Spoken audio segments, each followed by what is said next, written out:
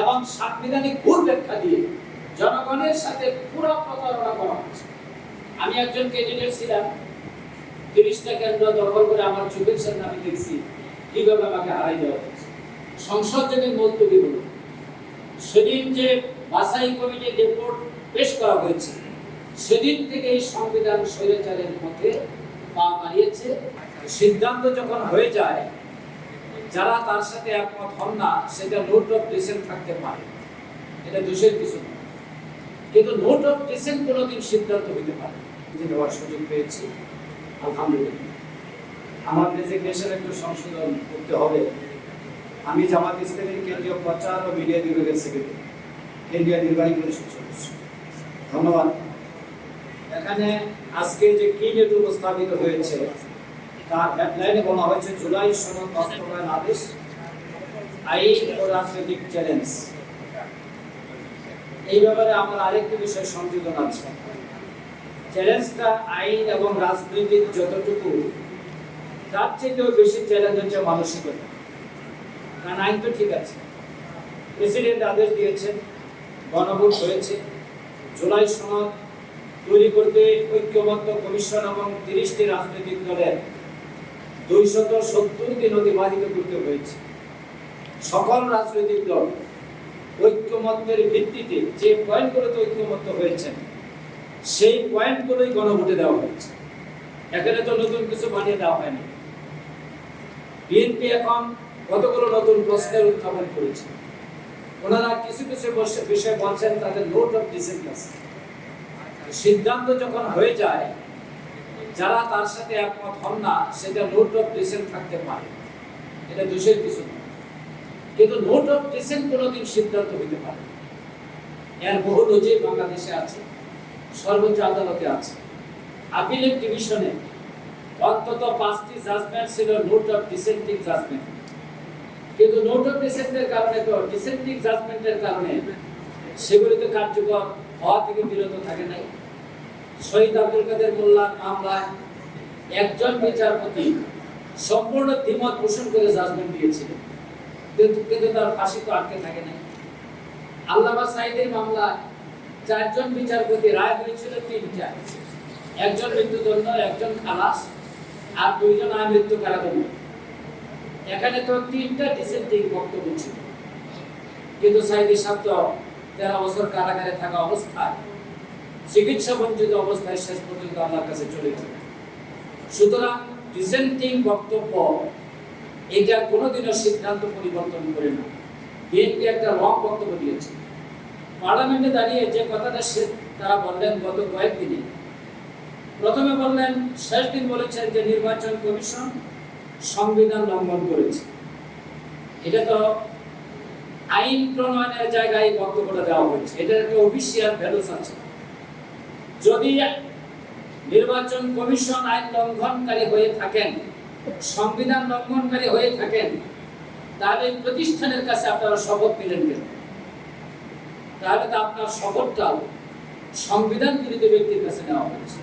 আপনার শপথটা ঠিক নেই, আপনি শপথ টিকাইতে চাচ্ছেন, আর নির্বাচন কমিশন সংবিধান লঙ্ঘনকারী ব্যক্তি হিসেবে চিহ্নিত করছেন, কারণ উনি আরেকটি শপথের কাগজ দিয়েছিলেন। এই কারণ, তার কারণটা কিন্তু আইনি নয়, রাজনৈতিক নয়, এটা মানসিক। বাংলাদেশে 55 বছরের এই ধরনের সুবিধাবাদী রাজনীতির মানসিকতার পরিবর্তন হয় নাই। 72 সালে সংবিধান, এরপরে এটার কবর রচনা করা হলো 4th সংশোধনীর মাধ্যমে, এরপরে আবার 75-এর পট পরিবর্তনের পর এখানে 77 সালের গণভোট এবং যে প্রেক্ষাপটে যত পরিবর্তন হয়েছে, এই পরিবর্তনগুলো তো একটি মানসিকতাকে সামনে রেখে একটি পরিবর্তন করা হয়েছে। আজকে এত বছর পর মানুষ তার গণতান্ত্রিক রাইটটা অ্যাপ্লাই করেছে। সবার প্রত্যাশা ছিল যে আমরা পূর্বের অবস্থায় যাব, কিন্তু অলরেডি আমরা পূর্বের অবস্থায় চলে গেছি। আমরা যদি বলি যে পূর্বের অবস্থায় এখনো যায়নি, তাহলে ভুল। গত সংসদ যেদিন মুলতবি হলো, সেদিন যে বাছাই কমিটির রিপোর্ট পেশ করা হয়েছে, সেদিন থেকে এই সংবিধান স্বৈরাচারের পথে পা বাড়িয়েছে। এই পা যদি এখনই রোধ করা না যায়, তাহলে আগামী দিনে এর পরিণতি হবে অত্যন্ত ভয়াবহ। যার কারণেই বিরোধী দলীয় নেতা এই আলোচনা শুরুর পর যখন তিনি কোনো প্রতিকার পান নাই, তখন তিনি ওয়াক আউট করেছেন। এটা ছাড়া সংসদে আর কিছুই করার নেই। ওখানে ধাক্কাধাক্কি বই হাঙ্গামা করার কোনো সুযোগ নেই। এবং বিরোধী দলীয় নেতা রাইটলি বলে আসছে যে আমরা সংসদের সমস্যার সমাধান করতে চেয়েছিলাম, কিন্তু এখানে সমস্যার সমাধান হলো না, আমাদেরকে এখন জনগণের কাছে ফিরে যেতে হবে। এই প্রসঙ্গে আমার দুটি কথা। অতীতের কোনো সমস্যা সংসদে হয় নাই। 1991 সালে সবচেয়ে জনপ্রিয় থিওরি ছিল তত্ত্বাবধায়ক সরকার। সেই দিনও এই বিষয়টি সংসদে নিষ্পত্তি করার জন্য আহ্বান জানানো হয়েছিল। তদানীন্তন বিরোধী দলের জামাত ইসলামের সংসদীয় দলের নেতা মাওলানা মতিউর রহমান নিজামী এমপি, তিনি একটি বিল জমা দিয়ে বলেছিলেন শুধু আলোচনার পর এটার পরিসমাপ্তি ঘটান। ওনারা আলোচনা করতে রাজি হন। ভাগ্যের নির্মম পরিহাস, এইটা ফায়সালা রাজপথ হয়ে আবার সংসদে হয়েছে, সিদ্ধান্তটা রাজপথে হয়ে গেছে। 173 দিনের হরতাল, বহু ক্ষয়ক্ষতির পর আবার একটা একদলীয় পার্লামেন্ট গঠন করে এই জনগণের দাবিটা পূরণ করে সেই পার্লামেন্টকে ডিজলভ করা দেওয়া হয়েছে। আমি এই জন্য বলছি যে সংসদে আমরা চেয়েছিলাম সমস্যার সমাধান, কিন্তু হয়নি, রাজপথেই হয়েছে।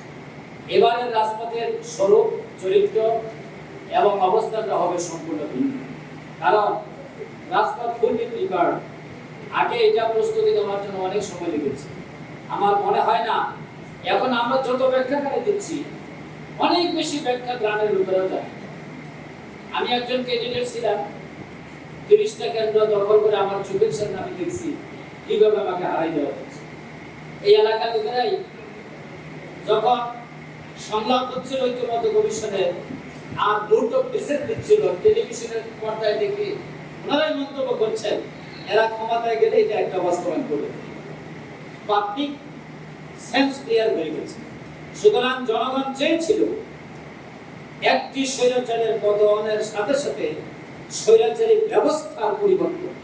সেটা যখন দেখতে পাচ্ছে না, জনগণ সেই ব্যবস্থা পরিবর্তনের জন্য সর্বোচ্চ ত্যাগ স্বীকারে প্রস্তুত আছে।